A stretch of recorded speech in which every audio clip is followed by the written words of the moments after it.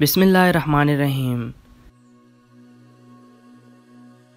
سلمیٰ ایک انتہائی محنتی اور فرض شناس لڑکی تھی۔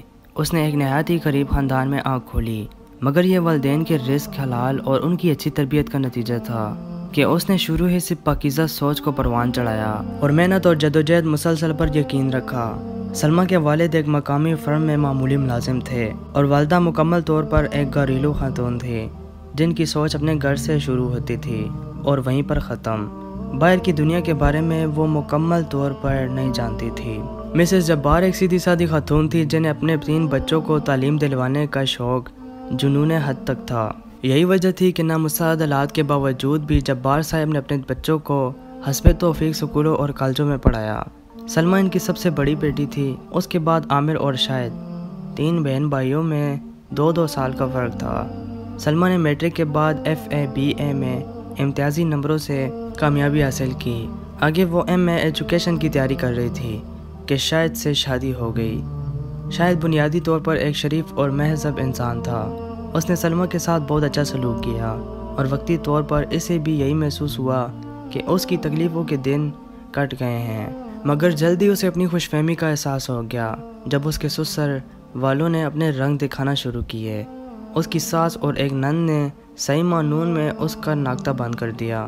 سلمیٰ نہ صرف پڑھائی میں اچھی تھی بلکہ اس کی امی نے اس کو گھر گرہستی کے رموز بھی سکھائے تھے۔ خانہ سلائی کڑھائی سلیقہ غرض ہر شعبے میں وہ طاق تھی، مگر اس کی یہ اسلوب ساس نند اور خطا کے دیوروں کو بھی قطع نظر نہ آتے تھے، بلکہ وہ دفاتن اسے بدسلیقہ جاہل گنوار اور غریب جیسے القابات سے نوازا جاتا تھا۔ اسے اس بات پر حیرت ہوئی کہ اس نے اپنے والدین اور استاذہ کو یہی کہتے ہوئے سنا تھا کہ تعلیم ہی اصل دولت ہے، روپیہ پیسہ تو آنے جانے کی چیز ہے، تو پھر اسے غربت کا طعنہ کیوں دیا جاتا ہے؟ آہستہ آہستہ اسے اس بات کا احساس ہونا شروع ہوا کہ معاشرے میں زندہ رہنے کے لیے دولت کی اہمیت بہت ہے، لیکن اس سے والدین کی پاکیزگی اور تربیت رزق حلال کا نتیجہ تھا کہ دولت کے حصول کے لیے اس نے کبھی بھی غلط راستے کے بارے میں نہیں سوچا تھا۔ قدرت نے بھی اسے اپنی حالت کو بہتر بنانے میں مدد دی۔ سچ کہتے ہیں کہ نیت نیک ہو اور انسان کا عزم سچا ہو تو اللہ تعالیٰ عیب سے ایسی امداد مہیا کرتے ہیں جہاں سے اسے گمان بھی نہیں ہوتا۔ ایک دن سلمیٰ کی ایک پرانی سہیلی اسے ملنے آئی۔ اس کی حالت دیکھ کر اور خاص طور پر اس کے سسرال والوں کا رویہ دیکھ کر اسے بہت افسوس ہوا۔ سلمیٰ بھی یہ سچ کو چھپا نہ پائی اور اس نے روتے ہوئے اپنی تمام داستان غم اسے سنا ڈالی۔ رضیہ اس کی ہمدرد سہیلی تھی۔ اس نے مشورہ دیا کہ وہ علامہ اقبال اوپن یونیورسٹی کی فاصلاتی تعلیم سے فائدہ اٹھائے اور اپنا MA مکمل کرے، اس طرح وہ گھریلو کام بھی کر سکے گی اور اپنی تعلیم بھی بڑھا لے گی۔ چنانچہ اس نے کچھ بحث کر کے اور اپنے شوہر کی رضامندی سے وہاں اپلائی کر دیا۔ یہ بات جب ساس کو پتہ چلی تو اس نے آسمان سر پہ اٹھا لیا کہ اب گھر کا کام کون کرے گا، گھر کی ذمہ داریوں کون اٹھائے گا؟ تو شاید نے انہیں سمجھایا کہ اس نظام میں سلویٰ کا یونیورسٹی جانا ضروری نہیں، اس لیے وہ گھر کے کاموں کو بھی سرانجام دیتی رہے گی۔ سلمیٰ سلائی کڑھائی میں تو ماہر ہی ہے۔ اللہ نے اس کی ایک اور طریقے سے بھی مدد فرمائی اور وہ کچھ اس طرح کہ اس کے گھر کے قریب ہی ایک بوتیک شروع ہوا اور اس کی مالکن کو کپڑے کی سلائی کرنے والی کچھ ماہر خواتین کی ضرورت تھی۔ سلمیٰ کو پتہ چلا تو اس نے خاتون سے بات کر کے کام کا آرڈر لے لیا۔ گھر کی سلائی مشین پر اس نے موٹر لگوائی اور ساتھ ہی اس کی اچھی تعلیم اور ریکارڈ کی وجہ سے قریبی پوش علاقے کے کچھ بچوں نے اس سے ٹیوشن لینی شروع کر دی۔ اس نے انہیں اتنے اچھے طریقے سے پڑھایا کہ وہ اس کے گریدہ ہو گئے۔ جب اس کی ساس اور دیوروں نے دیکھا کہ وہ گھریلو کام کرنے کے ساتھ ساتھ پیسے بھی کما رہی ہے تو انہوں نے سختی بھی کم کر دی۔ وہ لالچی لوگ تھے۔ شاہد کے علاوہ دونوں دیور پڑھائی میں بالکل پیدل تھے۔ سلمیٰ نے ان کو پڑھانے کی بہت کوشش کی مگر وہ بگڑ چکے تھے۔ اسی طرح اس کی نند بھی میٹرک کر کے گھر میں فارغ تھی اور اسے سارا دن تیار ہو کر ٹی وی دیکھنے کے علاوہ اور بھابھی کی شکایتیں لگانے کے علاوہ اور کوئی کام نہ ہوتا تھا۔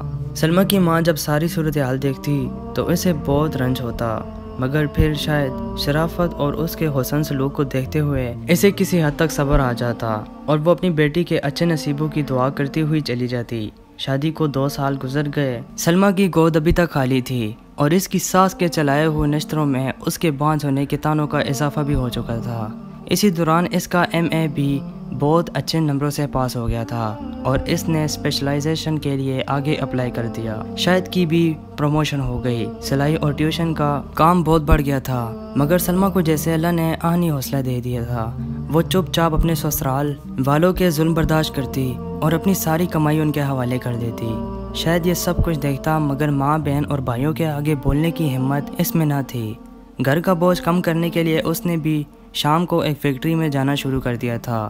اسی دوران حکومت کی طرف سے اسکولوں کے پرنسپل اور سینئر اساتذہ کی خالی نشستوں کا اشتہار اخبار میں چھپا۔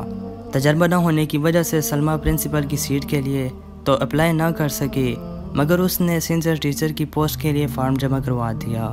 ساتھ ہی اس کا ایم فل بھی مکمل ہو گیا تھا۔ اسے منتخب ہونے کی نوید مل گئی مگر اسے جو سیٹ ملی وہ سندھ بنو عاقل میں تھی۔ تقدس کے بعد اپنے گھر والوں کو آمادہ کر لیا۔ ان لوگوں کو محض پیسے سے غرض تھی، اس لیے کچھ پس و پیش کے بعد وہ مان گئے تھے۔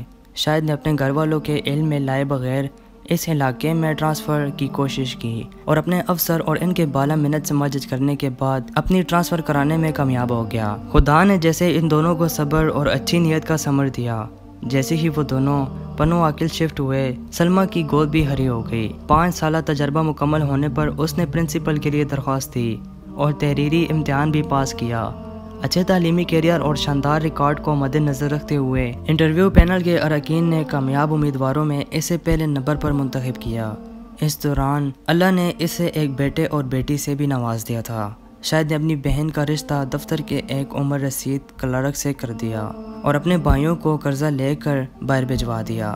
باہر کے دھکے کھانے سے ان کی بری عادتیں بھی کم ہو گئی، وہاں ان کو مزدوری کرنا پڑی۔ اپنے ماں اور باپ کو شاہد نے ساتھ رکھ لیا۔ بیٹی کی شادی اور ان کے بیٹے کو باہر بھیجانے کی وجہ سے اب اس کے طرز عمل میں بھی تبدیلی آ چکی تھی۔ سلمیٰ اور شاہد نے نیک نیتی سے اپنے فرائض نبھائے۔